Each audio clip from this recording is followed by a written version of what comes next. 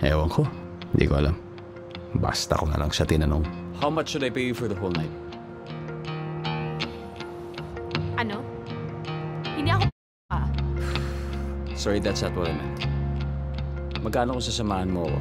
Kahit mga 3 oras lang, gano'n. Sasamahan mag-ano? Magkano? Ano nga? Wala namang ibang gagawin ng lalaki at babae ng madaling araw kung Kaya, hindi nga tayo... Hindi ako makatulog eh. Kailangan ko lang nakausap. Ayaw mo nun? Extra income? pag meron kang ginawang masama sa akin, titirahin ka ni Gabe, ha?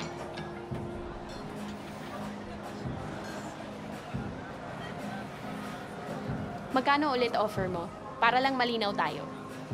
1,000 an hour. Grabe. Sobrang lungkot mo naman para magbayad ka pa ng kausap.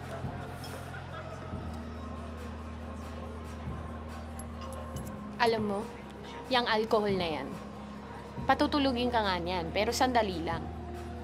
Dapat mga iniinom mo, gatas, para masarap naman yung meme mo.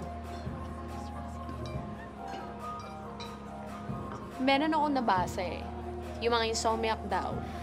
Kaya hindi daw sila nakakatulog kasi marami silang iniisip. Matibay din naman ako sa puyatan eh. Di ba nakwenta ko nga sa'yo, call center agent ako. Night shift yun. Doon ko nga na-meet yung ex ko eh. Team leader namin siya doon. Yun nga lang, nung na-fire ako, nag-break din kami. So ano? Kasama ba sa trabaho ko na ako lang magsasalita? Ang trabaho mo? Patangyaman mo, ano business mo? I'm a stockbroker. Diyan ako nagtatrabaho sa DS Capital. It's an investment company. So what I do is, I convince people to invest on industries such as telco, food, technology. Doon sila maglalagay ng pera. Lots of big deals, lots of shaking of hands, people to please. You know, you should stop smoking.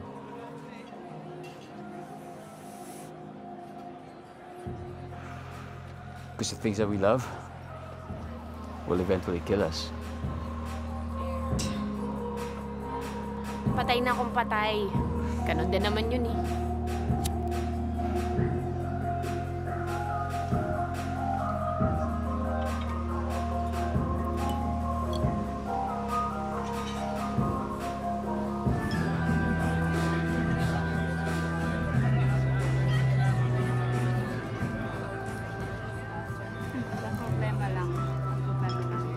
Hey, miss. Wala ka bang kasama?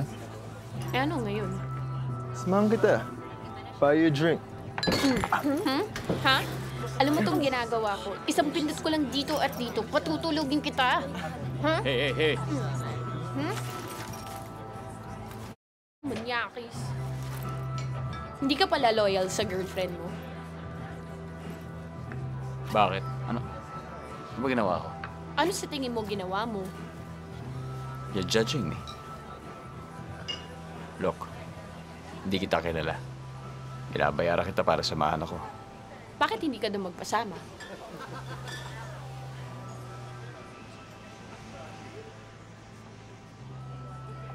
Affected ka? Ako pa ba?